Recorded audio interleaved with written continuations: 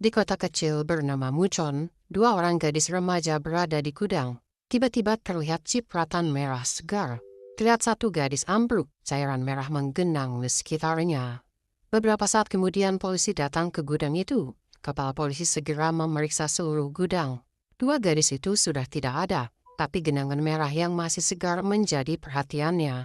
Sementara di luar ditemukan sebuah mobil dengan darah menggenang di bawahnya. Pemilik mobil itu adalah Jong-woo. Pagi harinya para polisi langsung menangkap Jong-woo di rumahnya yang sedang tertidur. Jong-woo kebingungan. Ketika ia keluar, ia melihat kepala polisi yang ternyata adalah pamannya. Interogasi segera dilakukan. Menurut pengakuan Jong-woo saat itu, di suatu siang sehabis ujian, ia berencana untuk makan malam bersama teman-temannya. Jong-woo mencoba menelpon pacarnya, Da-eun, tapi tak diangkat. Dari sana Jong-woo pergi ke gudang bersama temannya bernama Boyong. Boyong tampak menangis dan marah pada Jong-woo hingga mereka bertengkar. Malam harinya Jong-woo minum-minum, hanya itu yang Jong-woo ingat. Tapi kepolisian menyimpulkan Jong-woo menghabisi nyawa Da-eun dan Boyong di gudang. Keterangan polisi itu terdengar tak masuk akal bagi Jong-woo. Jong-woo tak ingat sama sekali ia pernah menghabisi kedua temannya. Setelah minum-minum malam itu, ia tak ingat apa-apa lagi. Beberapa saksi lain seperti teman-teman Jong-woo juga ditanyai tentang kasus ini. Malam itu Jong-woo memang tak jadi datang untuk makan-makan, mereka tak tahu Jong-woo ada di mana. Sementara itu bukti-bukti lain terus ditemukan, salah satunya adalah sepatu Jong-woo yang penuh cipratan darah. Seluruh fakta dan bukti ini semakin menguatkan dugaan kalau Jong-woo adalah pelaku yang menghabisi nyawa Boyong dan Da-eun. Aksi Jong-woo di bawah pengaruh alkohol membuatnya menjadi seorang kriminal. Ibunya Jong-woo terlihat sangat terpukul mengetahui anaknya adalah seorang kriminal. Jong-woo adalah anak kebanggaannya. Wataknya cerdas dan dia masuk sebagai calon mahasiswa kedokteran. Tapi kebanggaannya kini hancur. Lalu pada suatu hari polisi mengadakan rekonstruksi kejadian. Tapi lagi-lagi Jong-woo bingung apakah benar ia melakukan ini semua. Ia tak yakin bahkan sampai menangis. Persidangan Jong-woo digelar. Semua bukti mengarah bahwa Jong-woo bersalah dan akan dihukum 10 tahun penjara. Selama di penjara kehidupan pahit harus Jong-woo jalani. Ia sering dipukuli oleh napi-napi lainnya. Ketika ia sendirian, ia terus berpikir benarkah dirinya telah menghabisi Boyong dan Da-eun. Selama di penjara itu juga ada satu teman Jong-woo yang sering menjenguknya bernama Nagyom. Bertahun-tahun sudah Jong-woo menjalani kehidupan di penjara yang mengerikan. Bahkan Jong-woo yang awalnya penakut kini perlahan melawan semua napi di sana. Ia terpaksa harus menjadi kuat jika ingin tetap bertahan hidup di dalam penjara. Hingga akhirnya 10 tahun pun berlalu. Dan hari itu adalah hari kebebasan Jong-woo. Nagyom kini menjadi artis terkenal dan ketika ia tahu hari itu adalah hari kebebasan Jong-woo, ia segera berkendara dari Seoul menuju penjara di kota Muchon untuk menyambut Jong-woo. Banyak yang berubah selama 10 tahun Jong-woo di penjara. Ayahnya kini sudah meninggal. Diantar oleh Nagyom, Jong-woo pergi ke sungai tempat abu ayahnya ditebar. Sementara itu beralih ke kantor polisi, seorang polisi baru saja pindah ke situ. Ia bernama Sang Cho, seorang kepala detektif, dan mulai hari ini ia akan memimpin divisi di kantor polisi itu. Salah satu anggota polisi di sana bernama Byung Mo adalah teman Jong-woo. Lalu beralih pada Jong-woo, kini ia sudah sampai di depan rumahnya. Ia mengumpulkan keberanian karena selama 10 tahun terakhir ini, ibunya sudah berhenti menjenguknya ketika ia di penjara. Jong-woo turun dari mobil dan mulai berjalan. Ibu Jong-woo mengelola restoran. Saat itu seorang pria terlihat marah-marah pada ibu Jong-woo karena makanannya keasinan. Lalu dengan teganya pria itu menjegal kakinya hingga ibu Jong-woo terjatuh. Ketika membersihkan makanan di lantai muncullah Jong-woo. Seisi restoran langsung ricuh. Ternyata si pria menjengkelkan tadi adalah ayah Boyong. Ia memperlakukan ibu Jong-woo dengan kasar selama ini untuk melampiaskan kemarahannya karena anaknya mati akibat perbuatan Jong-woo. Jong-woo langsung dibawa keluar oleh ibunya. Ibunya berkata, "Jangan pernah kau datang ke sini lagi. Sejak kau masuk penjara, kau sudah bukan anakku lagi." Perkataan ini sangat menyakitkan bagi Jong-woo. Seorang pelayan di sana bernama Ha-sol merasa khawatir pada ibu Jong-woo. Ia bertanya apakah itu benar anakmu yang baru keluar dari penjara, tapi ibu Jong-woo tak menjawabnya. Malam harinya Jong-woo berjalan sendirian. Tak disangka ia bertemu dengan teman sekelasnya dulu bernama Min-soo. Min-soo terlihat senang Jong-woo sudah bebas. Ia menelpon Byung Mo untuk janjian makan bersama merayakan kebebasan Jong-woo. Min-soo menceritakan kehidupan selama 10 tahun terakhir ini. Dia kini menjadi perawat di rumah sakit, sementara Byung-mo menjadi polisi. Malam itu, Jong-woo dan teman-temannya makan di restoran. Selesai makan, mereka pulang. Jong-woo menuju ke rumahnya lagi karena ingin bertemu dengan ibunya. Di sana ia menemukan ibunya belum tidur. Jong-woo berkata, "Mari kita pergi ke Seoul dan memulai hidup baru." Tapi ibunya menolak. Ibunya berkata, "Ayah Boyong masih menderita karena sampai hari ini jasad Boyong belum ditemukan. Jadi jangan pernah kembali lagi ke sini," pesannya pada Jong-woo. Jong-woo sudah tak bisa melakukan apa-apa lagi. Esok paginya Jong-woo kedatangan anak dari pamannya, seorang polisi. Ia bernama Suwo. Suwo menderita keterbelakangan mental dan hobinya menggambar. Pagi itu ia memberikan satu karyanya pada Jong-woo. Jong-woo kaget ketika ia sadar yang Suwo gambar adalah gudang, tempat di mana Daeun dan Boyong dihabisi. Sementara itu di jalanan berhujan, sebuah mobil tertimpa sesuatu dari atas. Ternyata itu ibu Jong-woo jatuh dari ketinggian. Beberapa saat sebelum ibu Jong-woo jatuh, ia sedang berbelanja. Tapi tiba-tiba seorang pria berpakaian hitam mengikutinya. Ibu Jong-woo naik ke jembatan penyeberangan. Tak disangka ia jatuh dari jembatan itu menimpa sebuah mobil. Para polisi segera datang ke sana. Sang Chol menangani kasus ini dan mencoba mencari siapa pelakunya. Sementara itu si pria misterius tadi terlihat masuk ke sebuah ruangan. Ia membuka loker, terlihat foto Byung-mo dan ayahnya tertempel di situ. Beralih pada Jong-woo, ia ternyata pergi ke gudang setelah melihat gambar dari Suwo. Ia mencoba mengingat lagi apakah benar ia yang menghabisi dua orang temannya dulu. Tapi ia masih tak mengingat apapun dan itu membuatnya marah. Kembali pada ibu Jong-woo, ia dibawa ke rumah sakit. Kebetulan Min Soo bekerja di rumah sakit itu dan kaget ternyata korban yang jatuh adalah ibu Jong-woo. Ia menelpon Jong-woo tapi teleponnya tak diangkat. Berita itu sampai ke orang sekitar rumah Jong-woo. Hasol dan Suwo ada di sana juga dan kini sedang mencari di mana Jong-woo berada untuk mengabarkan ibunya yang terjatuh. Di jalan Suwo berpikir mungkin Jong-woo ada di gudang yang ia gambar. Mereka pun mendatangi gudang itu. Benar saja Jong-woo ada di sana. Traumanya karena dituduh sebagai kriminal muncul kembali. Suwo mencoba menenangkannya. Ia lalu dikabari tentang kondisi ibunya. Hasol mengantarnya ke rumah sakit dengan motornya. Jong-woo segera mendatangi kamar ibunya yang sedang dirawat intensif. Menurut Min Soo, beberapa tulangnya patah dan ada retakan di belakang kepalanya. Kondisinya sedang koma, dan kita hanya bisa menunggunya sadar. Sementara itu di kantor polisi mereka memeriksa semua CCTV di jalanan sekitar TKP untuk melihat apa yang terjadi ketika ibu Jong-woo terjatuh. Terlihat di jalan seorang pria berpakaian hitam berlari panik tak lama setelah ibu Jong-woo jatuh. Byung-mo melihatnya dan kaget karena itu adalah ayahnya. Wajahnya memang tak terlihat, tapi dari cara berjalan dan postur tubuhnya ia tahu betul itu ayahnya.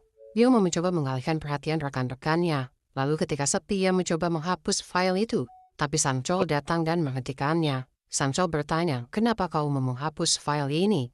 Akhirnya Byung-mo menjawab, "Pria di CCTV itu adalah ayahku." Sementara itu ayah Byung-mo terlihat menaiki bis. Ia tak menyangka Jong-woo ada dalam bis itu. Ia terlihat ketakutan dan panik, lalu ia turun lagi padahal ia baru naik. Ia naik taksi menuju restoran ibu Jong-woo. Di sana sudah ada orang tua Boyong yang sering datang ke restoran tersebut. Sementara itu Hasol yang melayani mereka merasa aneh. Mereka sudah tahu kalau ibu Jong-woo kecelakaan, tapi mereka tampak tak khawatir dan tak peduli padanya. Tak lama kemudian datanglah Jong-woo ke sana. Jong-woo curiga pelakunya adalah ayah Boyong. Mungkin dia dendam pada Jong-woo dan melampiaskannya pada ibunya. Jong-woo bertanya pada ayah Boyong, "Ada di mana kau pagi ini?" Ayah Boyong tak mau menjawab. Ia langsung memarahi Jong-woo dan berkata, "Kecelakaan ibumu itu ulahmu sendiri. Kaulah yang seharusnya pantas mati." Ia bahkan memukul Jong-woo dengan botol minuman. Lalu tiba-tiba muncul polisi datang ke sana. Mereka datang untuk mencari ayah Byung-mo. Polisi berkata padanya, "Anda terekam di CCTV saat kejadian ibu Jong-woo jatuh." Jong-woo tak menyangka hal ini. Ia pikir ayah Boyong lah yang dendam padanya. Ayah Byung-mo langsung diinterogasi di kantor polisi. Sang Chol bertanya, "Jam 10.20 pagi saat ibu Jong-woo terjatuh, kau ada di mana?" Ia menjawab, ia pergi untuk bekerja. Ayah Byung-mo memang tak bisa dituduh sebagai pelakunya saat ini karena tak ada bukti. Ia masih sebagai saksi. Bisa saja ia hanya melihat kejadian ketika ibu Jong-woo terjatuh. Sementara itu Jong-woo malam itu berjalan kaki menuju rumah pamannya yang seorang kepala polisi. Kebetulan Sang Chol baru saja selesai menginterogasi dan datang juga ke situ. Mereka masuk ke dalam rumah, ternyata ada ayah Byung-mo di sana. Ayah Byung-mo berkata pada semua yang ada di situ, "Aku melihat ibu Jong-woo jatuh sendiri di jembatan itu." Jong-woo bertanya, "Kenapa kau tak segera menelpon ambulans jika benar kau melihat kejadian itu?" Tapi ayah Biomo tak mau menjawab lebih jauh lagi, ia segera pergi dari sana. Esok paginya Jongwoo keluar rumah dan bertemu pamannya. Jongwoo berkata ia akan ke kantor polisi mengambil barang-barang ibunya. Di kantor polisi, beberapa polisi sudah tahu kalau Jongwoo adalah seorang kriminal. Ia kini dibenci oleh orang-orang di sana. Tak hanya itu, Jongwoo yang datang untuk mengambil barang ibunya memeriksa bawaan ibunya ketika hari itu terjatuh. Terdapat bon pembelian kemeja di sebuah toko. Jongwoo mencoba datang ke toko itu untuk mencari info, tapi ia malah diusir karena ia dianggap seorang kriminal yang pembawa sial. Di belakangnya ternyata diam-diam Sang Chol membuntuti Jongwoo, tapi ia ketahuan dan hampir terjadi perkelahian mereka berdua. Sang Chol sudah tahu riwayat Jongwoo sebagai seorang kriminal. Ia membuntuti Jongwoo karena ia takut Jongwoo akan melakukan tindak kejahatan lagi. Saat itu Jongwoo ditelepon Nagyom lalu pergi dari sana. Nagyom ternyata sudah memindahkan ibu Jongwoo ke ruangan VIP untuk mendapat perawatan lebih intensif. Produser Nagyom awalnya keberatan karena membantu Jongwoo saat ini mungkin akan menghambat karir Nagyom. Tapi ketika Nagyom menjelaskan kalau ia harus membantu Jongwoo, produsernya akhirnya mengerti. Sementara itu beralih pada Suwo, sehari-harinya dia melukis di rumah kaca dekat rumahnya. Hasol sering datang ke sana untuk mengobrol. Suatu hari Suwo mendatangi ruang bawah tanah di rumah kaca itu. Terdapat beberapa barang-barang aneh di sana. Setelah itu ia kembali ke atas dan mulai melukis lagi. Tak lama Hasol datang dan mengajak Suwo mengobrol. Suwo selalu menutup lukisannya dan tak membiarkan Hasol melihatnya. Dari sana Hasol pergi untuk menghirup udara segar. Ia bertemu dengan seekor anjing dan pemiliknya. Anjing itu terlihat membawa sepotong tulang. Pemiliknya mengira itu tulang hewan, tapi Hasol tahu tulang hewan tak ada yang sepanjang itu. Lalu beralih pada Jongwoo. Setelah menjenguk ibunya, ia pergi ke rumah Boyong. Ia teringat betapa dekatnya ia dan temannya itu. Rasanya mustahil ia menghabisi nyawa Boyong, sahabatnya sendiri. Di situ kebetulan ia melihat ayah Biomo di sana mengobrol dengan ibu Boyong. Tak lama kemudian ibu Boyong pergi dan ayah Biomo masuk ke dalam rumah. Ayah Biomo tiba-tiba marah. Kenapa kau mendorong ibu Jongwoo? Selama ini aku menutupi fakta itu dan berkata pada polisi kalau ibu Jongwoo jatuh sendiri, ujarnya. Ternyata pelakunya adalah ayah Boyong. Sementara itu Sang Chol mencoba menelusuri kasus jatuhnya ibu Jongwoo. Di sebuah minimarket dekat TKP ia meminta rekaman CCTV. Ia ingin melihat apakah ada orang lain yang mencurigakan. Di sana ia melihat seorang wanita, ternyata dia ibunya Boyong. Lalu terlihat di luar ibu Jongwoo lewat di luar minimarket. Lalu tiba-tiba ibu Boyong keluar juga dan menelpon seseorang. Sang Chol kini mulai mencurigai ibu Boyong. Sang Chol kembali memeriksa CCTV lain di sekitar minimarket itu. Terlihat ayah Boyong turun dari taksi dan berjalan mengikuti ibu Jongwoo. Sementara itu beralih pada Jongwoo, ia masih ada di sekitar rumah Boyong hingga larut malam. Ia melihat ayah Boyong membuang beberapa pakaian. Diam-diam ia membongkar apa yang ayah Boyong buang. Setelah itu ayah Boyong terlihat pergi menuju suatu tempat sambil membawa tas. Jongwoo mengikutinya. Di tempat sepi ayah Boyong mulai menggali. Ternyata di dalam tasnya adalah pakaian ketika ia mendorong ibu Jongwoo dan akan dimusnahkan untuk menghilangkan bukti. Jongwoo muncul dan ia mengerti ayah Boyong lah yang mendorong ibunya. Ayah Boyong mengamuk, berkata kalau ini semua adalah salahmu yang masih ada di kota ini. Seharusnya kau yang mati, teriaknya pada Jongwoo. Tapi tiba-tiba muncullah Sang Chol dan polisi lainnya segera mengamankan ayah Boyong. Ayah Boyong memang mendorong ibu Jongwoo, tapi Sang Chol berkata, semua penyebabnya adalah dirimu, ujarnya pada Jongwoo. Tampaknya semua orang di kota itu menyalahkan Jongwoo. Ia masih dianggap sebagai kriminal yang membawa kesialan. Lalu beralih pada Hasol, ia yang tadi siang menemukan tulang merasa tak tenang. Akhirnya malam itu ia membawa tulang itu ke kantor polisi. Biomo menemuinya dan mengambil tulang itu untuk diperiksa tim forensik. Kebetulan ada Jongwoo juga di sana, karena baru saja ia ikut bersama dengan ayah Boyong yang tertangkap. Jongwoo lalu bertanya pada Hasol, di mana kau menemukan tulang itu? Sementara itu ayah Boyong kini diinterogasi oleh Sang Chol. Sang Chol memang benci pada Jongwoo, tapi sebagai detektif ia harus profesional dan mencoba mengorek informasi dari tersangka. Ayah Boyong ditanyai, apa benar kau yang mendorong ibu Jongwoo? Awalnya ia mengelak dan tak mau mengaku. Sang Chol mulai melakukan pendekatan lain. Ia mengajaknya minum dan mengobrol ringan. Obrolan mulai terbuka. Ayah Boyong mulai menceritakan Boyong di masa lalu dan betapa bencinya ia pada Jongwoo. Hingga akhirnya ia bercerita. Pagi itu ia melihat ibu Jongwoo mampir ke toko pakaian pria. Pastilah ia membeli baju untuk Jongwoo. Aku jadi marah. Bisa-bisanya ia bahagia membelikan anaknya baju baru, sementara anakku telah dihabisinya. Aku mengejar hingga ke atas jembatan lalu melempar belanjaan ibu Jongwoo. Kemudian aku mendorongnya. Aku tak sengaja, aku tak mengira ia akan terjatuh. Kembali pada Jongwoo yang tadi diberitahu di mana tulang itu berasal, kini ia mendatangi lokasi tersebut. Hasol ikut bersamanya. Hasol menemukan tulang itu di sebuah got. Jongwoo menyusuri pipa-pipa got di sana. Ia turun ke sebuah saluran air. Di bawah ia menemukan tulang-tulang lain. Dan yang membuat Jongwoo kaget adalah sebuah seragam terkoyak dengan nemtek bertuliskan Boyong. Jongwoo langsung menangis. Ternyata selama ini jasad Boyong ada di dalam saluran air ini. Ia menangis membuat Hasol di atas sana penasaran apa yang terjadi. Ia memfoto keadaan di bawah dan melihat nemtek Boyong. Ia segera menelpon polisi. Tak lama Sang Chol sampai di sana dan turun juga ke bawah. Sang Chol mengira Jongwoo datang ke situ untuk menghilangkan bukti kejahatan yang ia lakukan 10 tahun lalu. Jongwoo pun dihajar oleh Sang Chol. Para polisi akhirnya datang ke sana. Jongwoo dan Sang Chol naik ke atas. Ibu Boyong juga datang ke sana. Ia menangis histeris. 10 tahun lebih jasad anaknya hilang, kini ia menemukannya di saluran air yang terbengkalai. Sang Chol sebenarnya polisi baru, ia baru pindah ke kota itu dan tak ikut menangani kasus Jongwoo 10 tahun lalu. Tapi ia ikut merasa benci pada Jongwoo. Ia kini menyeret Jongwoo ke gudang. Sang Chol ingin Jongwoo mengingat lagi kejahatan yang ia lakukan. Tapi Jongwoo tetap berkata, "Aku tak ingat apapun, aku bukan pelakunya." Itu membuat Sang Chol semakin kesal. Dari sana Jongwoo dibawa ke kantor polisi untuk memberikan keterangan. Lalu muncullah seorang polisi yang dulu menginterogasi Jongwoo 10 tahun lalu bernama Detektif Kim. Ia langsung kesal melihat Jongwoo dan bertanya di mana jasad satu korban lagi, Daun, berada. Jongwoo tak menjawab apapun karena ia sendiri tak tahu. Sementara itu kabar ditemukannya jasad Boyong juga sampai pada Nagyom. Ia segera pergi menemui Jongwoo. Lalu siang itu Jongwoo pergi naik taksi.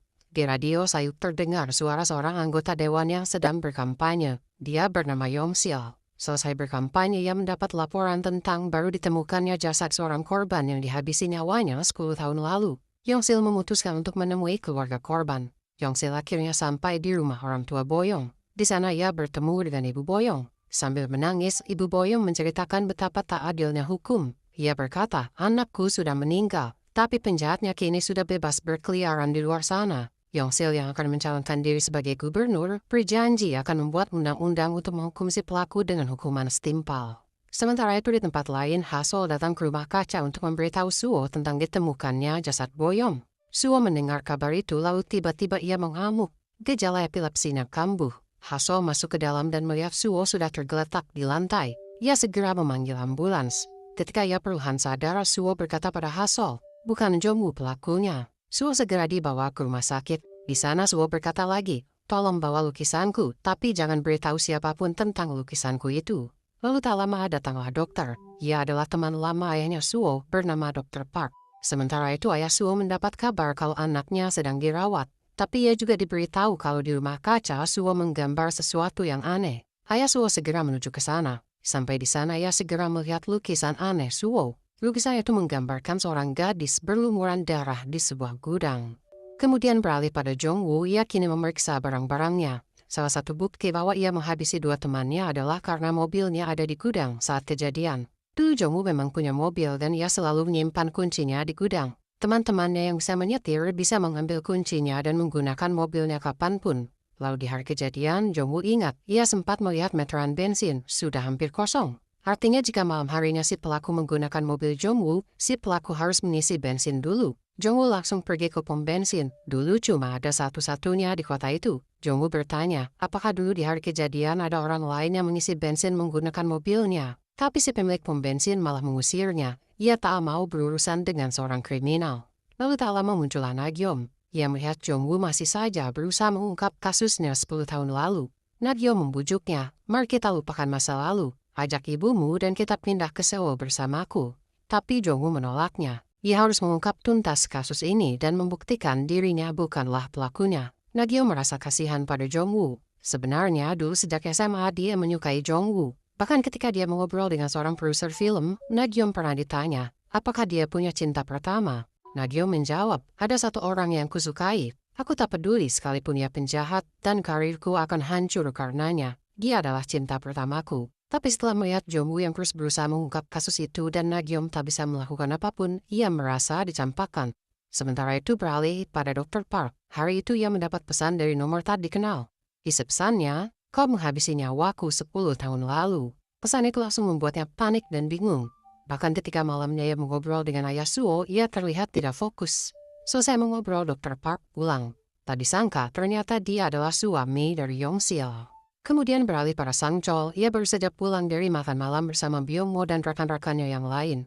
Ketika ke kantor polisi, mereka mendapat info kalau hasil forensik tulang yang dibawa Hasol waktu itu sudah keluar. Hasil forensik menyatakan jasad itu memang jasad Boyong. Namun anehnya di saluran air tempat jasad Boyong ditemukan, seluruh pakaian seragamnya lengkap, tapi celana dalamnya hilang. Itu artinya ada kemungkinan terjadi kekerasan ruda paksa pada Boyong. Kemudian setelah itu Boyong dihabisi nyawanya. Sementara itu beralih pada Sang Chol dan Jong-woo malam itu secara bersamaan mereka menelusuri lagi alur kejadian jam-jam terakhir pembunuh itu terjadi. Menurut catatan kepolisian, jam 11 malam Jong-woo menghabisi Boyong di dalam gudang, lalu membawanya dengan mobil ke saluran air di desa lain. Perlu waktu 20 menit untuk sampai ke sana. Dari mobil ia menyeret jasad Boyong menuju saluran air perlu waktu 10 menit. Itu artinya jam 11.30 malam ia baru selesai. Dan posisinya masih ada di saluran air. Tapi di catatan kepolisian, Da-eun dihabisi di gudang pukul 11.30. Mustahil Jong-woo ada di gudang di jam tersebut. Hal yang paling mungkin adalah Da-eun dihabisi oleh orang lain. Jadi ada dua pelaku masing-masing menghabisi Boyong dan Da-eun di waktu yang berdekatan. Kini Jong-woo datang ke gudang untuk menelusuri kebenaran itu. Tak lama muncullah Sang Chol yang juga baru selesai menelusuri catatan polisi, dan mereka punya kesimpulan sama. Pelakunya lebih dari satu orang. Tapi hal itu tidak menghapus nama Jong-woo dari daftar pelaku. Mungkin saja salah satu pelakunya adalah Jong-woo. Sementara itu di rumahnya Hasol masih kepikiran kasus Jong-woo dan juga lukisan Suwo. Di lukisannya terlihat seorang wanita berdarah dengan latar sebuah gudang. Jangan-jangan Suwo adalah saksi ketika Boyong dan Da-eun dihabisi. Ia segera mendatangi gudang juga untuk memastikan. Kebetulan ia bertemu dengan Jong-woo dan Sang Chol. Hasol berkata Suwo adalah saksi ketika kejahatan di gudang ini terjadi. Apa yang ia lihat saat itu ada di lukisannya. Dari sana Jong-woo menemui ibunya yang masih koma. Ia tertidur hingga pagi. Nagyom datang ke sana. Sikap Jong-woo masih seperti biasa, hanya menganggap Nagyom teman biasa. Nagyom merasa sedih, tapi akhirnya ia memutuskan untuk tetap mendukung Jong-woo. Sementara itu Hasol terlihat akan pergi ke suatu tempat. Ternyata siang itu ia menemui Dr. Park untuk menanyakan kondisi Suwo. Dr. Park sudah memindahkan Suwo ke rumah sakit lain ke spesialis penyakit epilepsi agar Suwo bisa dirawat dengan lebih intensif. Setelah mengobrol, Hasol kembali pulang. Tapi di jalan tak sengaja ia melihat Suwo di dalam taksi. Bukankah ia harusnya masih dirawat dan baru pindah ke rumah sakit? Tapi Suwo ini tampak berbeda. Ia tampak normal. Setelah turun dari taksi, ia masuk ke rumahnya. Sementara itu di kantor polisi, ayah Suwo yang bernama Gutak melihat rekaman ketika interogasi ayah Boyong.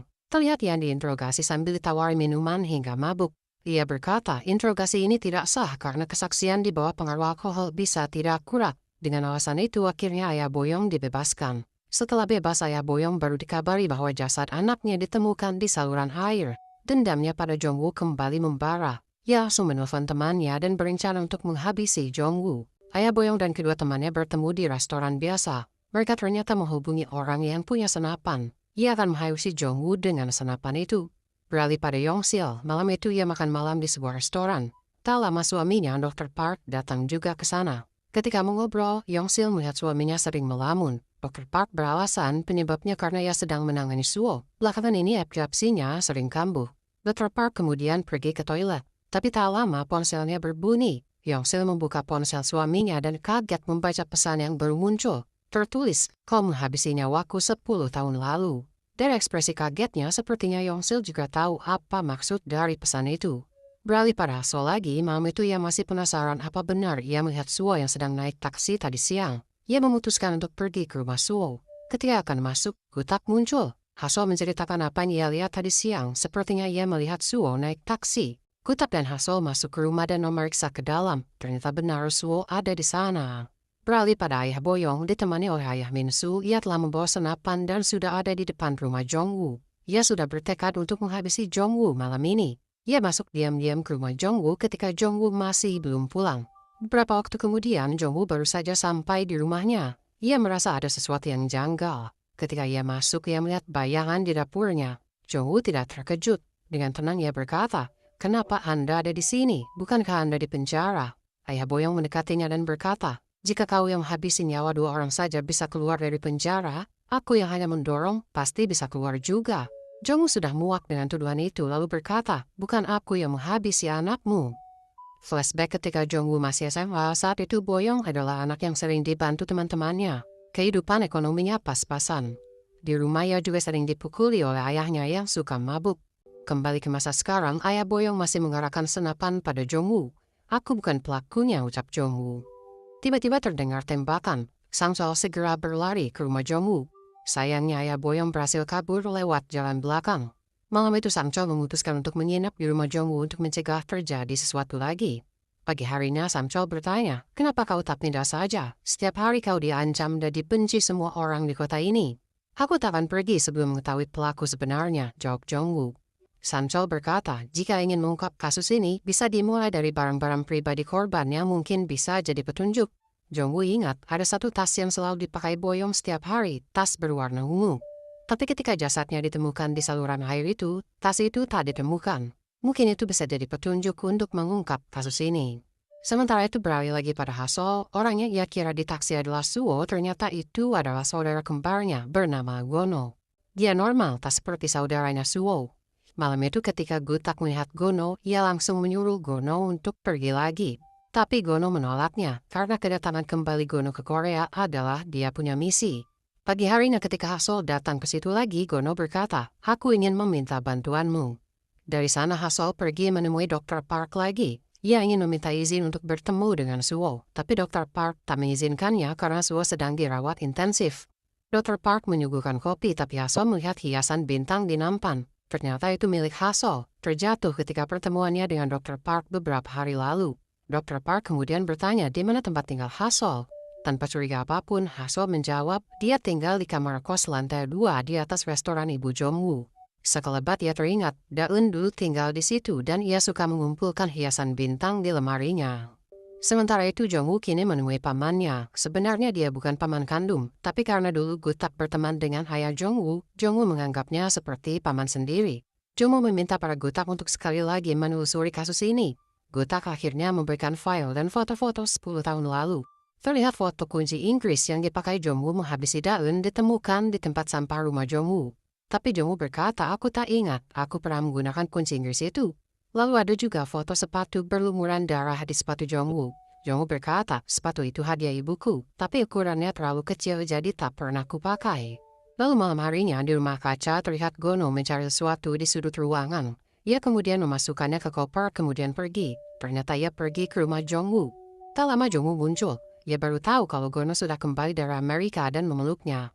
Tapi ekspresi Gono menyiratkan kesedihan sekaligus ketakutan. Jongwoo mengajaknya masuk ke rumah. Gono tiba-tiba berkata, maafkan aku harusnya datang lebih cepat, ucapnya sambil menangis. Jongwoo bingung apa yang Gono maksud. Gono memperlihatkan isi kopernya. Ketika dibuka, sebuah tas berwarna ungu milik Boyong. Jadi, kau yang menghabisi Boyong? Tanya Jongwoo dengan nada tinggi. Dulu Suwo dan Gono sering dibully anak sekolah lain karena kondisi Suwo. Suatu hari Jongwoo lewat di situ dan melihat kejadian itu. Ia tak pandai berkelahi, tapi ia langsung menghajar para pembuli itu untuk menyelamatkan Suwo. Gono juga memberanikan diri dan membantu saudaranya. Dari situlah hubungan mereka menjadi akrab. Tapi kini hubungan mereka tak lagi sama. Gono meminta maaf karena selama ini ia menutupi fakta pelaku sebenarnya yang telah menghabisi Boyong. Di dalam tas Boyong ada buku dan ponselnya. Ponsel itu adalah bukti penting yang bisa mengungkap apa yang terjadi di hari kejadian. Sementara itu Gutak sudah tahu Gono pergi menemui Jongwoo. Ia meminta dua temannya menghentikan Gono sebelum terlambat. Jongwoo kini ada di gudang dan mengambil charger lama mencoba menyalakan lagi ponsel Boyong. Akhirnya ponsel itu menyala dan ia memeriksa isi di dalamnya. Tapi dua teman Gutak ternyata sudah sampai di rumah Jongwoo. Mereka mencoba merebut tas yang dibawa Gono. Gono bersembunyi di dalam kamar dan menyembunyikan sebuah buku di antara buku lainnya. Jongwoo mendengar ribut-ribut di dalam rumahnya. Ketika ia masuk, ia dihajar dari belakang hingga pingsan. Mereka membawa Gono dan tas Boyong dan pergi dari sana. Di pinggir jalan, Sang Chol yang sedang berada di mobil ditelepon Jongwoo. Ia mendengar Jongwoo mengerang kesakitan. Ia segera datang ke sana. Jongwoo segera dibawa dengan ambulans. Sang Chol kemudian masuk ke rumahnya dan memeriksa keadaan. Ia juga masuk ke dalam gudang perkakas di samping rumah. Ia melihat ada charger lama yang terpasang. Artinya mungkin ada ponsel lama di ruangan itu. Sang Chol mencarinya tapi tak menemukannya. Ia duduk hingga pagi. Tak sengaja ia melihat ke atas ada papan yang terbuka. Ia memeriksa ke dalamnya. Ponsel itu akhirnya ditemukan. Ia memeriksa file-file di dalamnya. Ada satu video yang Sang Chol tonton. Di dalamnya terekam ketika Boyong, Minsu, Byungmo, dan Gono sedang mengobrol tentang impian mereka masing-masing. Minsu ingin menjadi perawat, Byungmo ingin jadi polisi, sedangkan Boyong ingin menikah dan pindah ke kota lain. Pagi itu Jongwoo ternyata sudah kembali ke rumahnya setelah baru tadi malam ia dihajar hingga pingsan. Ia melihat Sang Chol di kamarnya dan menemukan ponsel Boyong. Lalu di kamar itu Jongwoo melihat ada buku terselip milik Boyong yang Gono sembunyikan tadi malam. Di dalam buku itu terselip celana dalam Boyong. Hasil forensik waktu itu mengatakan semua pakaian Boyong lengkap, hanya celana dalam yang hilang. Kini Jongwoo dan Sang Chol harus menemukan sesuatu atas semua bukti temuan ini. Jongwoo menelpon Byungmo dan Minsu, melapor kalau tadi malam dirinya diserang oleh seseorang. Mereka datang ke rumah Jongwoo. Di sana Byungmo dan Minsu menyarankan, sebaiknya Jongwoo pergi saja dari kota ini dan pindah ke Seoul, karena banyak orang yang membenci Jongwoo. Jadi penyerangan seperti ini bisa terjadi kapan saja. Setelah itu mereka pergi. Tak lama muncullah Sang Chol, mengambil sampel air liur mereka dan air liur Jongwoo. Ternyata Sang Chol akan memeriksa DNA mereka dengan DNA yang ada di celana dalam Boyong. Sementara itu Jongwoo kini mendatangi rumah Gono. Kebetulan di sana ada Hasol juga yang ingin bertemu Gono. Di dalam rumah mereka tak bisa menemukannya, tapi mereka mendengar teriakan di sebuah kamar. Ternyata Gono disekap oleh Gutak karena mencoba mengungkap kebenaran tentang kematian Boyong. Di hadapan Jongwoo, Gono akhirnya menceritakan kejadian 10 tahun lalu, kejadian yang sebenarnya. Beralih pada Gutak, ia tak ingin kebenaran tentang kematian Boyong terungkap. Ia meminta Byungmo untuk mengikuti kemana Sang Chol pergi. Siang itu Sang Chol pergi ke lab forensik nasional, membawa sampel liur dari Jongwoo, Byungmo, dan Minsu. Byungmo mengikutinya dari belakang. Malam harinya hasil DNA sudah keluar. Ternyata DNA Minsu dan Byungmo ada di celana dalamnya Boyong. Sang Chol segera pulang. Di jalan ia tahu dirinya diikuti, tapi ia percaya dirinya tak akan bisa ditangkap. Tapi di belakang Byungmo berbelok. Lalu tiba-tiba Sang Chol ditabrak dari samping. Kembali pada Jongwoo setelah mendengar cerita Gono, ia menuju rumah sakit. Gono ternyata bercerita saat itu di gudang Minsu dan Byungmo mempaksa Boyong. Jongwoo langsung membawa Minsu ke parkiran dan berniat menghabisinya dengan palu. Minsu akhirnya bercerita, saat itu di gudang Boyong terlihat sedang kesal membaca pesan di ponselnya, mungkin sedang bertengkar dengan orang tuanya. Kekesalannya ia lampiaskan pada kami. Boyong bilang, kami hanya pelayan Jongwoo. Dan sebenarnya Byungmo menyukai Boyong tapi Boyong menolaknya. Kami bertiga jadi bertengkar, lalu kami lepas kendali. Kembali ke masa sekarang. Di parkiran itu untungnya 2 polisi datang tepat waktu dan melerai mereka berdua. Ternyata 2 polisi tadi mendapat perintah dari Sang Chol. Sang Chol yang tadi ditabrak untungnya masih selamat dan menghajar Byungmo karena mencoba menghalangi penyelidikan.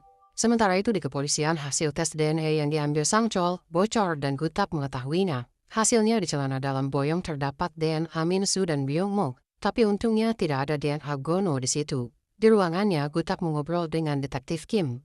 Prioritas Gutak kini adalah untuk menyelamatkan anaknya, Gono. Di bukti video tadi, Gono terlihat pergi untuk mengambil minuman dan tidak kembali ke gudang. Itu artinya dia tidak bersalah. Gutak lega anaknya bisa terhindar dari tuduhan. Kemudian beralih pada Gono. Semalaman hingga pagi, ia ketakutan dan merasa bersalah. Ia bahkan salah mengira seorang siswi di restoran adalah Boyong, membuat isi restoran jadi takut dan mengusirnya. Untungnya Jongwoo berhasil menemukannya dan mencoba menenangkan Gono.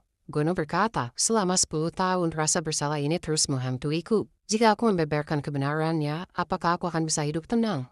Gono akhirnya berkata, aku akan menyerahkan diri ke polisi dan menceritakan semua yang terjadi di gudang itu. Ia bersama Jongwoo akhirnya mendatangi Sang Chol dan berkata kalau Gono akan menyerahkan dirinya. Detektif Kim langsung menelpon Gutak dan berkata, anakmu tiba-tiba ingin menyerahkan diri. Jelas Gutak tak ingin anaknya dipenjara. Ia menelpon 2 temannya untuk menghalangi jalannya interogasi. Ayah Minsu dan ayah Byungmo kemudian datang ke kantor polisi dan berteriak-teriak meminta anak mereka dibebaskan. Sang Chol terpaksa harus menenangkan mereka dan meninggalkan Gono. Tapi ketika keadaan tenang, Gono sudah diambil oleh detektif Kim, dipindahkan ke ruangan lain. Lalu muncullah Gutak. Gono berkata pada ayahnya, aku tak bisa lagi hidup seperti ini, setiap hari dihantui perasaan bersalah. Gutak berkata, kau tahu? Jika kau menyerahkan diri, saudaramu Suo bisa ikut terseret kasus ini. Dia sekarang dirawat. Apa kau mau menghancurkan hidupnya? Gono melihat keadaan Suo. Gono kini jadi bimbang. Perkataan ayahnya ada benarnya. Suo bisa jadi terseret kasus ini juga karena ia juga tahu sesuatu. Akhirnya Gono kembali ke ruang interogasi. Sang Chol memulai lagi interogasinya. Sang Chol berkata, ceritakan apa yang terjadi di gudang malam itu. Gono bercerita, ketika itu aku pergi untuk mengambil minuman lalu kembali ke gudang, sudah tak ada siapa-siapa. Sang Chol tahu cerita Gono ini bohong. Gono memang mengarang cerita itu demi agar Suo tidak terseret kasus ini juga. Sementara itu di rumah orang tua Boyong, tak disangka Nagyom datang ke sana. Nagyom berkata, "Aku ingin bercerita sesuatu yang selama ini disembunyikan." Kembali pada Gono, ia keluar dari kantor polisi, tapi dikejar Jongwoo.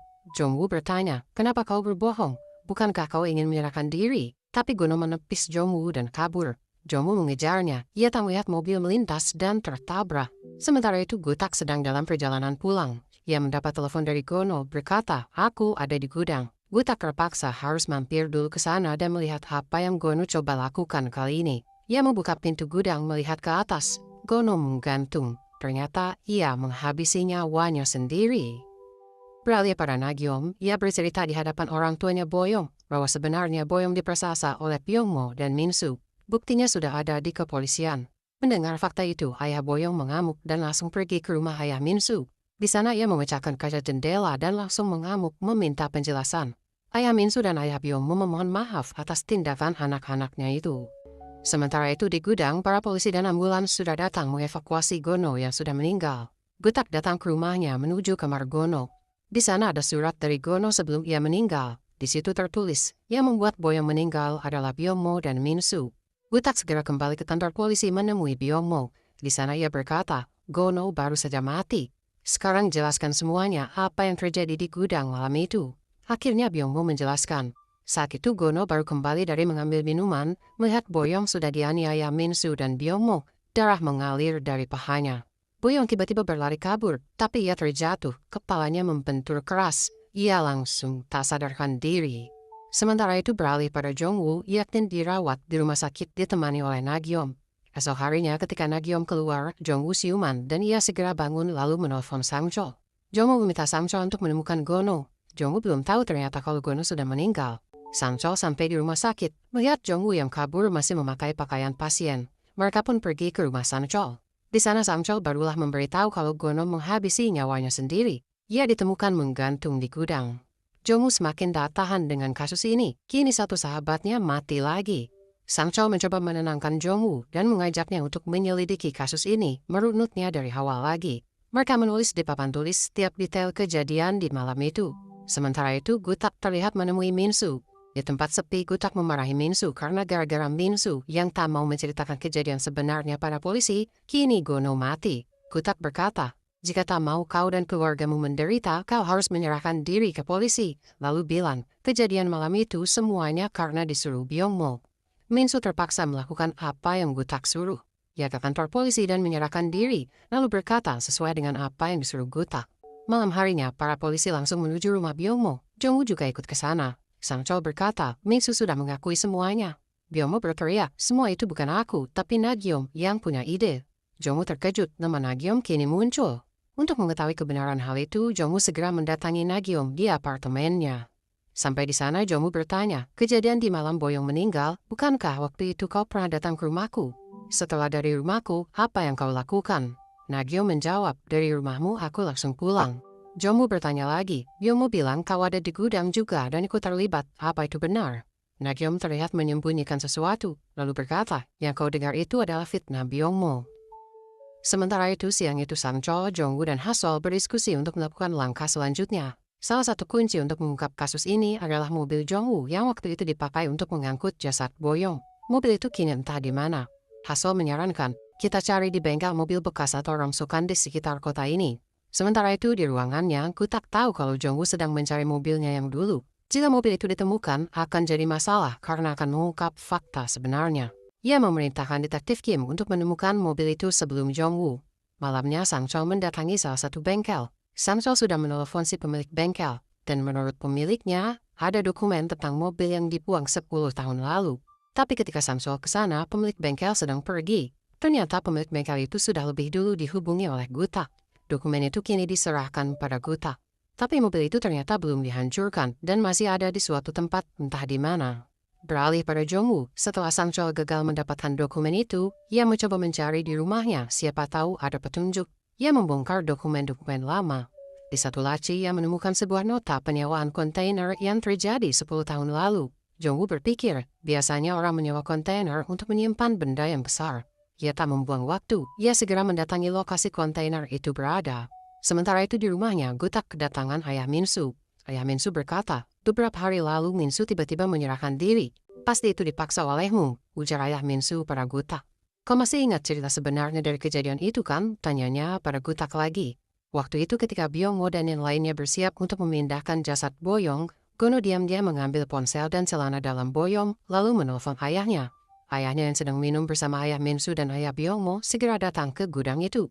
Para orang tua segera menyuruh anak-anak untuk pergi. Gutak akhirnya berkata, kita harus segera menyingkirkan jasad Boyong. Jasad Boyong dimasukkan ke bagasi mobil Jongwoo yang terparkir di situ.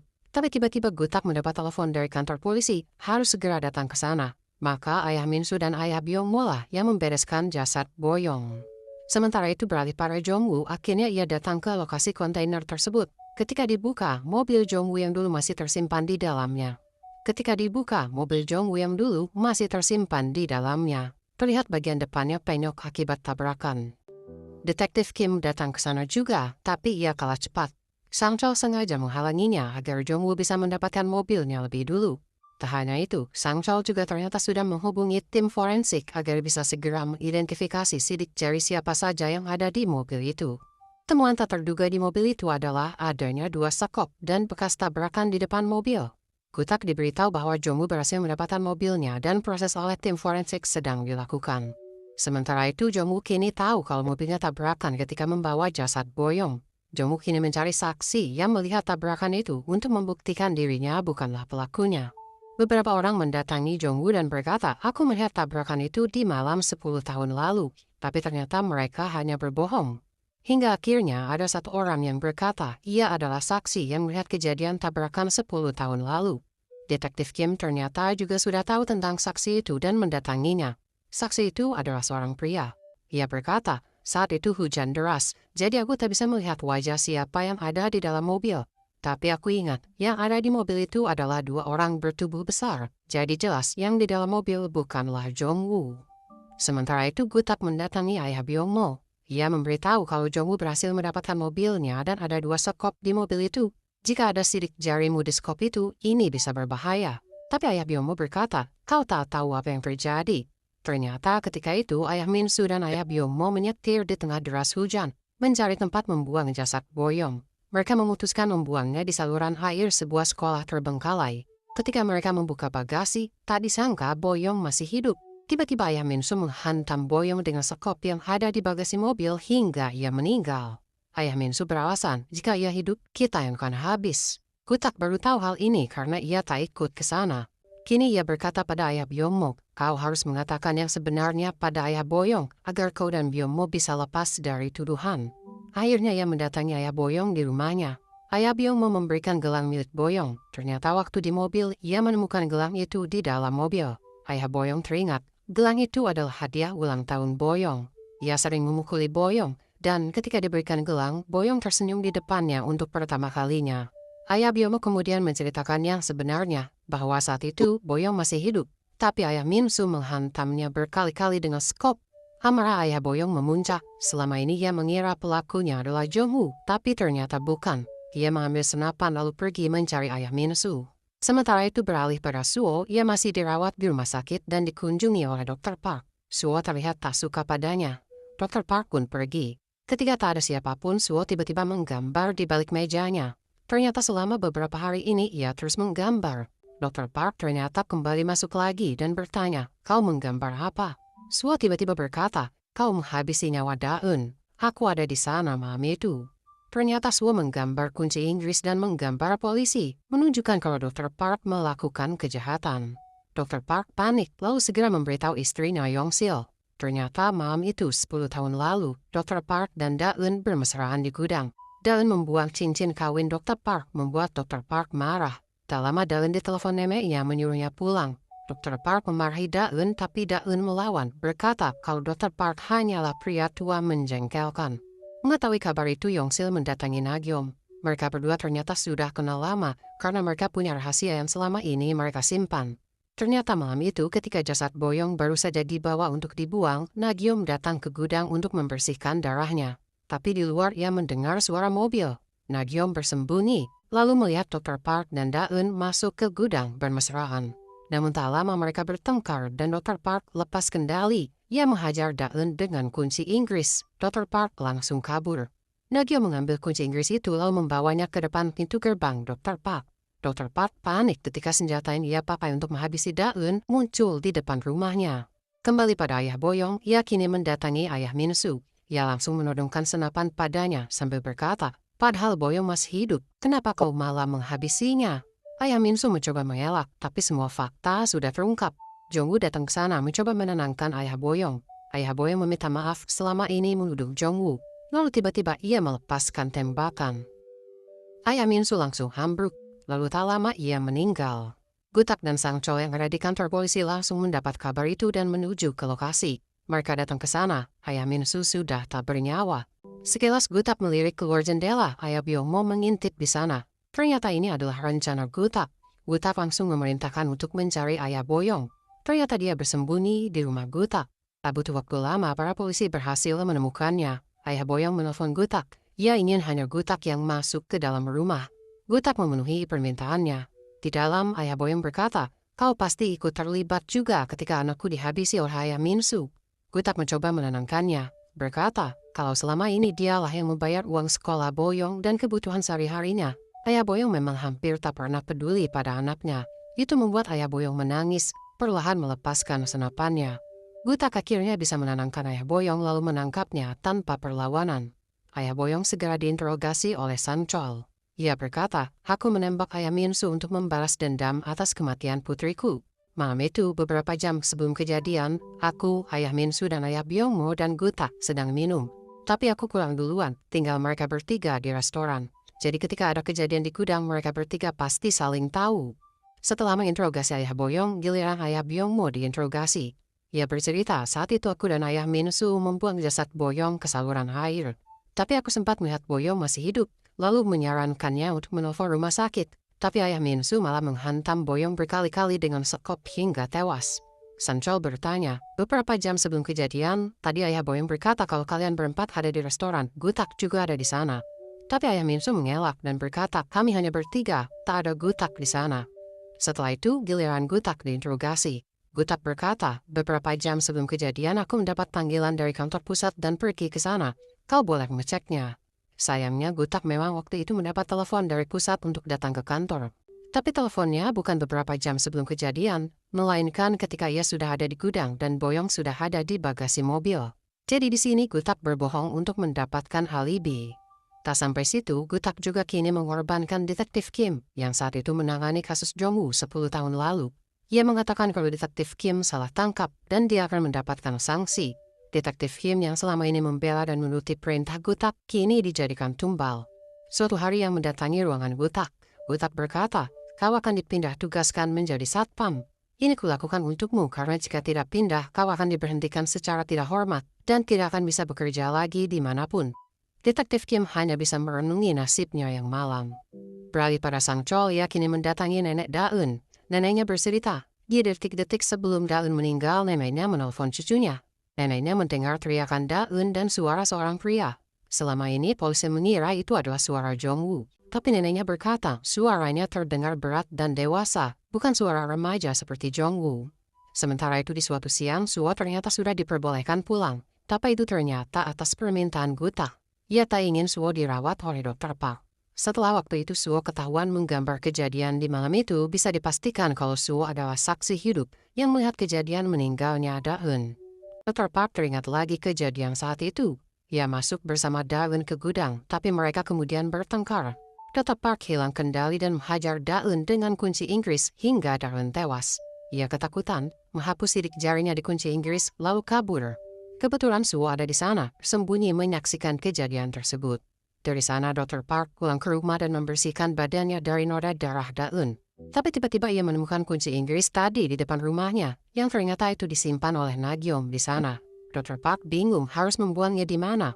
Lalu ia teringat, Daun pernah berkata kalau Daun adalah pacar Jongwoo. Dr. Park akhirnya pergi ke rumah Jongwoo membuang kunci Inggrisnya di tong sampahnya.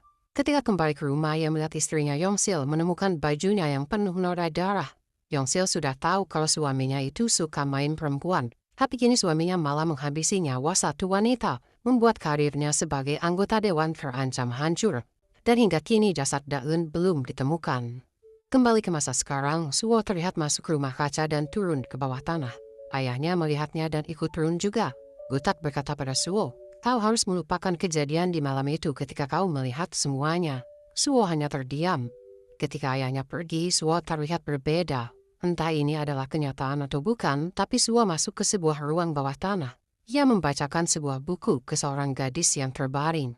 Dan gadis yang terbaring itu ternyata adalah Daun. Sementara itu Sang Chol mendatangi Detektif Kim. Ia melihat Detektif Kim sedang menulis surat pengunduran diri. Sang Chol bertanya, "Kejadian 10 tahun lalu adalah kasus besar. Mustahil kau memutuskan Jong sebagai pelakunya tanpa disuruh oleh seseorang. Siapa yang menyuruhmu?" Detektif Kim teringat lagi saat ia menangani kasus itu. Gutak saat itu kebingungan karena ada 2 jasad yang tidak ditemukan, lalu ada 2 barang bukti yaitu mobil sedan dan kunci Inggris. Tapi 2 barang bukti itu tak ada satupun sidik jari Jong-woo. Gutak berkata, "Kita perlu bukti yang lebih kuat, seperti barang pribadi Jong-woo, baju atau sepatu." Detektif Kim menuruti perkataan Gutak itu. Malam itu ia mengalihkan perhatian 2 polisi yang berjaga di rumah Jong-woo. Lalu diam-diam ia menempelkan darah Daun dan Boyong ke sepatu Jong-woo. Esok paginya sepatunya itu ditemukan dan Detektif Kim bersikap seolah-olah itu adalah bukti tak terbantahkan kalau Jong-woo adalah pelakunya. Detektif Kim tahu dirinya selama ini hanya diperalat Gutak. Sebelum pergi, Detektif Kim memberi sesuatu pada Sang Chol. Di dalamnya adalah sepatu Jong-woo yang dulu menjadi barang bukti. Sementara itu beralih pada Jong-woo yang mendatangi ibunya yang kini masih dirawat. Hasol sering menemaninya, membuat Jong-woo merasa sangat berterima kasih. Tapi belakangnya Nagyo melihat kedekatan Jong-woo dan Hasol dengan perasaan cemburu. Lalu tak lama produser Nagyom datang menemui Jong-woo. Selama ini pekerjaan Nagyom terganggu akibat Nagyom yang ingin membantu Jong-woo. Dan itu membuat produsernya ingin memastikan sesuatu. Produsernya itu berkata, "Nagyom sengaja mendatangi kotamu dan menunda pekerjaannya sebagai aktris hanya untuk membantumu dan berharap cintanya dibalas olehmu. Tapi apakah kau mencintainya?" Jong-woo berkata, "Selama ini Nagyo memang satu-satunya teman yang mengunjungiku setiap waktu selama aku di penjara. Tapi aku menganggapnya hanya sebagai teman." Jawaban Jong-woo ini produser itu beritahukan pada Nagyom. Nagyom langsung menangis dan marah mendengarnya. Produser itu berkata, "Tak ada gunanya lagi kau di sini. Besok kau akan pulang ke Seoul dan kembali bekerja." Hal itu membuat Nagyom frustrasi. Rasa sukanya pada Jong-woo telah membutakan hatinya. Kini ia bahkan merencanakan sesuatu yang berbahaya. Di suatu malam, ia menelpon Jong-woo dan berkata, "Datanglah ke sini. Aku akan memberitahumu sesuatu yang selama ini aku sembunyikan tentang kejadian 10 tahun lalu." Jong-woo pun datang ke apartemennya. Nagyom berkata, "Sebenarnya aku juga ada di sana ketika Boyong dan Daun tewas. Tapi waktu itu aku tak mengatakannya pada polisi, berharap kau bisa melupakan Daun. Bahkan kau tak pernah melihatku ada. Tapi begitu kau di penjara, aku sering menjengukmu dan kau mulai tersenyum melihatku. Kau mulai memperhatikan kehadiranku. Tapi setelah kau bebas, kau kembali seperti dulu menganggapku tak ada." Nagyo melanjutkan, "Kau tahu, aku sempat merekam kejadian ketika Daun dihabisi oleh si pelaku. Aku akan memberikan semua bukti ini padamu, asalkan kau mau ikut bersamaku tinggal di Seoul." Tapi Jong-woo menolaknya. Lalu ia meminum minuman yang ada di meja. Tiba-tiba Jong-woo terlihat tidak fokus. Ternyata minuman itu sudah diberi obat tidur oleh Nagyom. Jong-woo akhirnya tak sadarkan diri. Esok paginya Jong-woo masih tak sadarkan diri. Nagyom berkata pada manajernya, ia akan membawa Jong-woo ke rumahnya baru ia akan kembali ke Seoul. Sesampainya di sana Jong-woo masih belum sadar. Tapi ternyata Nagyom punya rencana jahat. Ia menggiring Hasol datang ke rumah Jong-woo. Untungnya di saat bersamaan Sang Chol juga datang ke sana. Ketika Hasol masuk, Nagyom akan menghantamnya. Untungnya Sang Chol muncul dan menghentikannya. Ternyata Nagyom berniat memenjarakan Jong-woo lagi. Karena dengan begitu Jong-woo akan menjadi miliknya lagi seperti dulu. Nagyom segera diamankan ke kantor polisi. Ketika Jong-woo sudah tersadar, ia memberitahu Sang Chol. Tadi malam Nagyom berkata ia punya bukti video di ponselnya, kejadian ketika Daun dihabisi nyawanya. Mereka kembali ke apartemen Nagyom dan menggeledah tempat itu. Jong-woo menemukan buku tahunan SMA-nya. Di situ banyak foto-foto dirinya dan Nagyom. Di salah satu foto terselip sebuah SIM card. Mereka mengecek isi di dalamnya. Ternyata itu adalah video ketika Daun dihabisi nyawanya oleh Dr. Park. Video itu juga kemudian ditunjukkan pada Gutak. Gutak tak punya pilihan lain selain membuka kembali kasus 10 tahun lalu untuk menangkap si pelaku, sesuai dengan bukti-bukti baru yang telah ditemukan. Setelah tahu di video itu ada Dr. Park Sang-chol segera mendatangi Yong-sil dan berkata, dalam waktu 24 jam, tolong bawa suamimu ke kantor polisi untuk menyerahkan diri. Sementara itu Jong-woo pergi ke rumah sakit dan menemui Dr. Park. Ia masuk ke ruangannya, tapi ia malah bertemu dengan seorang wanita. Wanita itu ternyata simpanannya Dr. Park dan ia disuruh untuk membawa tas berisi uang. Tapi si wanita ketakutan ketika melihat Jong-woo dan lupa membawa tas itu. Dr. Park kini ditelepon oleh istrinya. Ketika mereka bertemu, Yong-sil berkata, kau harus menyerahkan dirimu ke polisi. Dr. Park mengamuk dan menolak perintah istrinya itu. Ia pun pergi. Di luar ia mendapat telepon dari Jong-woo. Jong-woo berkata, tas berisi uang milikmu ada padaku. Temui aku jika ingin tas ini. Dr. Park terpaksa datang menemui Jong-woo karena ia butuh uang itu untuk kabur dari istrinya. Mereka janjian di sebuah rest area. Dr. Park menunggu di dalam mobil, tapi tiba-tiba seorang pria masuk dan membekapnya. Menyuntikkan obat bius, membuatnya tak bisa bergerak. Pria itu menyemprotkan gas beracun dan menutup semua pintu dan jendela mobil. Ternyata itu adalah suruhan Yong-sil untuk menghabisi suaminya. Lalu tak lama datanglah Jong-woo mencari di mana dokter itu berada. Kemudian ia melihat sebuah mobil penuh dengan gas dan ada orang di dalamnya. Jong-woo segera menghancurkan kaca dan mengeluarkan Dr. Park dari mobil itu. Tak lama datanglah Sang-chol dan polisi lainnya. Tapi sayang, Dr. Park tak terselamatkan. Dia tewas. Kejadian ini dilaporkan para gutak. Ia segera mendatangi kantor polisi. Di sana para wartawan sudah berkumpul untuk meminta penjelasan. Publik sudah tahu kalau kejadian 10 tahun lalu adalah salah tangkap. Dan kini para pelaku sebenarnya yaitu ayah Min-soo yang menghabisi Boyong dan Dr. Park yang menghabisi Da-eun, dua-duanya tewas. Gutak kini juga terancam terlibat karena 10 tahun lalu ia menyuruh detektif Kim memanipulasi jalannya penyelidikan, sehingga Jong-woo dituduh sebagai pelakunya. Sementara itu Jong-woo kembali ke rumah sakit menemani ibunya, yang mendapat kabar ibunya sudah mulai sadar kembali. Esoknya ibunya sudah benar-benar sadar, tapi masih lemah. Namun Jong-woo merasa lega akhirnya ibunya sudah mulai membaik. Sementara itu Yong-sil yang mencalonkan diri menjadi gubernur, terlihat masih berusaha menutupi keterlibatannya atas kasus suaminya. Bahkan ia masih berkampanye sebagai calon gubernur. Lalu beralih para gutak, siang itu gutak masuk ke rumah kaca dan turun ke bawah. Sayup-sayup ia mendengar suara suwo di balik dinding. Ternyata ruang bawah tanah itu punya ruang rahasia lain. Ia membuka pintunya lalu terlihatlah sesuatu yang mengerikan. Jasad Da-eun yang sudah mengering terbaring di sana. Suwo ternyata menyukai Da-eun sudah sejak lama.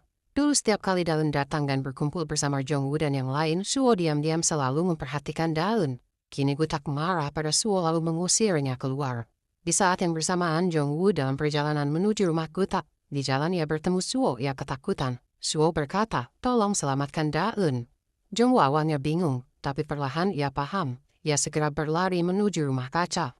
Di sana terlihat gutak sedang menyiram bensin ke jasad Da-eun. Jong-woo kini tahu semua kasus ini rencana manipulasinya adalah dari gutak. Dia memang bukan pelaku yang menghabisi nyawa Boyong dan Da-eun, tapi gutaklah yang membuat keputusan dan membuat Jong-woo harus mendekam di penjara selama 10 tahun. Gutak berdalih, aku melakukan itu untuk melindungi anakku Gono. Gono ada di gudang itu di malam kejadian Boyong meninggal. Aku harus menyelamatkannya. Jong-woo marah, tapi gutak lebih dulu memukul Jong-woo. Ia kemudian menyalakan api dan membakar jasad Da-eun. Suwo datang, Jong-woo menariknya agar Suwo tak melompat ke dalam kobaran api. Gutak tiba-tiba mengunci pintu ruangan, membiarkan dirinya di dalam sana. Asap dari api mulai menebal, membuat Gutak mulai tak sadarkan diri. Jong-woo tak sudi Gutak mati meninggalkan semua perbuatannya tanpa dihukum. Ia membuka paksa pintu itu lalu menyelamatkan Gutak. Jong-woo ingin Gutak dihukum sesuai dengan perbuatannya. Kasus ini kini sudah terungkap semuanya. Yong-sil kini terbukti ikut terlibat kejadian 10 tahun lalu menutupi kejahatan suaminya. Karirnya sebagai calon gubernur hancur. Jong-woo kini menyatakan banding ke pengadilan atas dirinya yang dituduh sebagai pelaku 10 tahun lalu. Persidangan digelar dan kini berkat bukti dan saksi baru, hakim memutuskan Jong-woo tidak bersalah. Keputusan itu memang terlambat, tapi keputusan itu juga kini membuat nama Jong-woo bersih. Dia bukanlah pelakunya. Sementara itu kini gutak di penjara atas perbuatannya. Jong-woo kini mulai menjalani kehidupannya kembali. Ia mulai berkuliah dan kampusnya adalah kampus di mana Ha-sol berkuliah juga. Jong-woo dan ibunya sudah pindah ke Seoul dan mereka membuka usaha restoran baru. Suwo tinggal bersama mereka. Dan film pun selesai.